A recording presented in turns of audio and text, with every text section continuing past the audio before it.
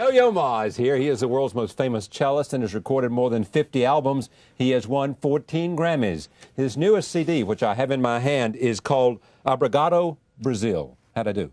Fantastic. All right. It means thank you. It means Brazil. thank you in Brazil, in Portuguese. In Portuguese. Right. It is an exploration, this CD is, of the rhythms and melodies of Brazil channeled through his cello. I am pleased, as I always am, to have Yo-Yo Ma back at this table. Welcome back. It's great to see you, Charlie. It's great to see you. Now, why are you interested in Brazilian music? Why not?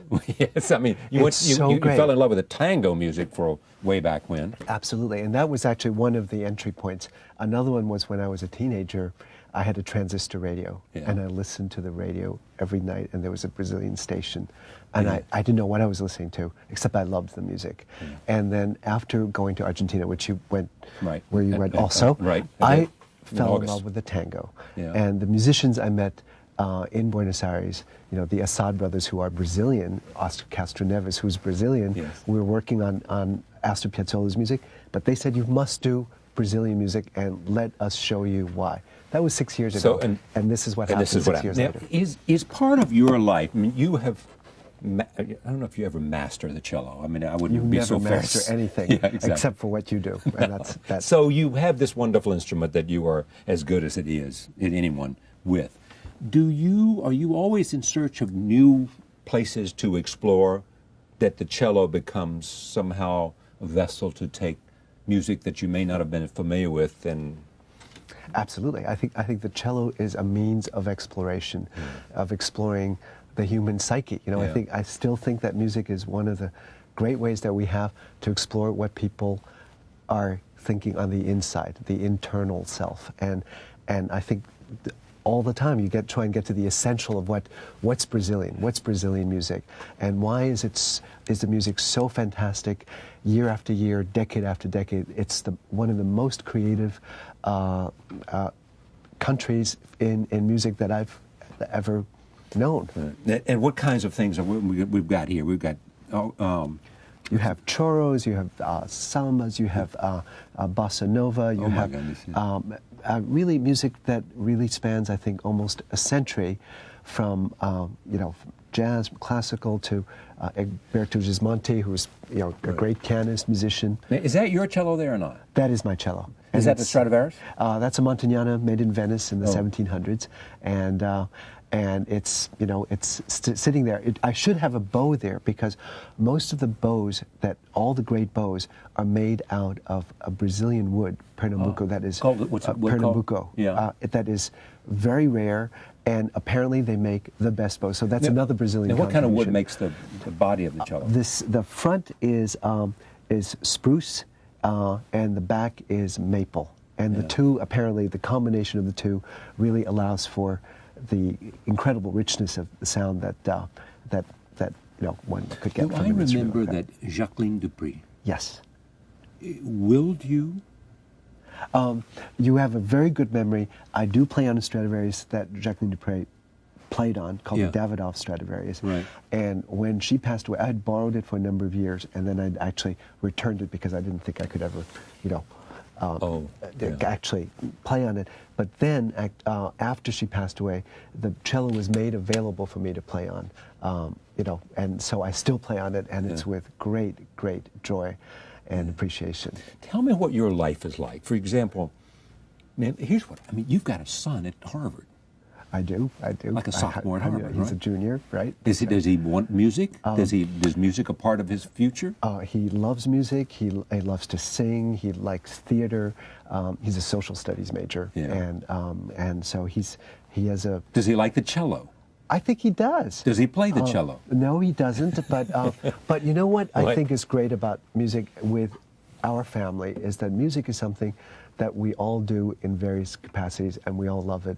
And Nicholas has all the music that he loves, and Emily has. Your daughter's like 18 or 19 She's now. 18, and part of the intersection is, they also love the music that Daddy plays, and sometimes, and I think. But do they play any instruments? They play piano. They both played piano. Both and then Nicholas liked to sing, and my daughter plays violin. So actually, it's really part of the family tradition, family business, if you will. Family business. So, but the thing is, Pop's business. Well, exactly. it was a family business for your father. Your well, father my was father was an educator. He was from Shanghai, came to Paris. From Ningpo, went to Paris, Did he teach musicology. music? He taught music. He conducted. He composed. He was a kind of an all-around musician, but most of all, I think he was an educator, and I think in that sense, I take part of the family business in that we shared the music, but also the passionate interest in education, how we learn, how we stay curious, how we stay involved, and I think that's but educating generally, not just teaching music, but no, just I mean education. Education, generally. And how do we stimulate the creative spirit and all of those things? Absolutely. That's how you find the motivation to kind of keep doing what we all do every day, and to stay interested and committed. Do you practice every day? I try to, except for during the summer when I'm really on vacation. It's nice to put it away. But don't you go to Tanglewood or someplace in the summer? I go out to the Berkshires. Sometimes I teach at Tanglewood, and it's wonderful to miss it. Yeah. It's great to kind of get back into sort of the equivalent of spring training. But now, have you plateaued, or are you still getting better? I can tell you, after making this recording, I'm a better musician because I learned so much from everybody that participated on that recording. Learned what? From the feel of something. And I think the feel of Brazilian music is it takes you to a place that I think that's right between the conscious and the subconscious, and that fine line where everything can happen. You're in a half dream state, but to do that rhythmically, you have to be really loose. And if you're in any way uptight, I have to think something's difficult, you lose it. So to get to that state, I've worked so hard to try and stay in the groove, stay in the feel, so that you could start to feel inventive. And that's something I learned from the Assad brothers, who are a guitar duo, two brothers who played for 40 years.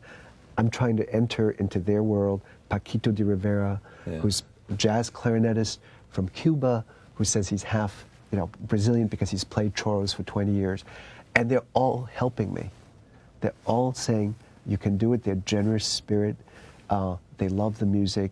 And they're welcoming as a guest to say, this is our music, and it's so wonderful, and we know you can do it. So if I can't do it, they just nudge me along until we now are sounding more and more like a band. I don't know if this happens anymore, but it used to be with people like Louis Armstrong and others. The State Department would send them around the world as ambassadors of goodwill.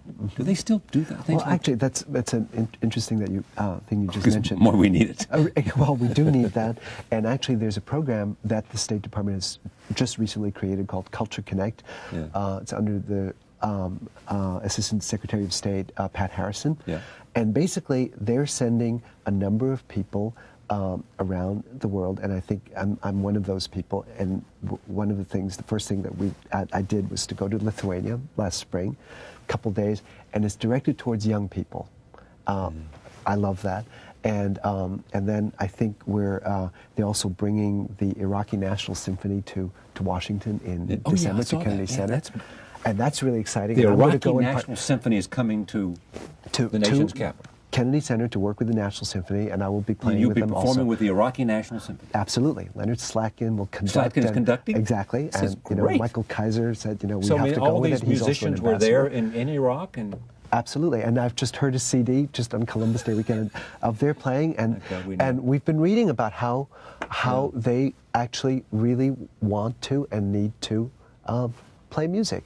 That's great, isn't it? So culture's a good thing. Yeah, it's a good thing. Now, you're not forgetting Bach, are you? Absolutely not. I mean, Bach was your guy. Bach still is my guy. And what I love doing is that every time I do something that's a little bit outside of what is the center of my profession, I come back to the center with more love, and I think I'm a better musician. I practice harder to play, hopefully, better Bach, because I think I know more ways to express something, which I think is which we're all trying to find all the In other time. words, no matter where you go, whether it's to the tango or whether it's to Brazilian music, when you come back to the core of what you are as a musician, that experience informs and influences how you look at what has been part of your Absolutely, and history. I think that's what makes life really, really interesting. You come back to old friends and you make new friends.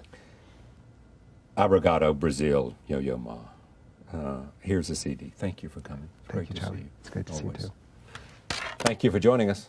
See you next time.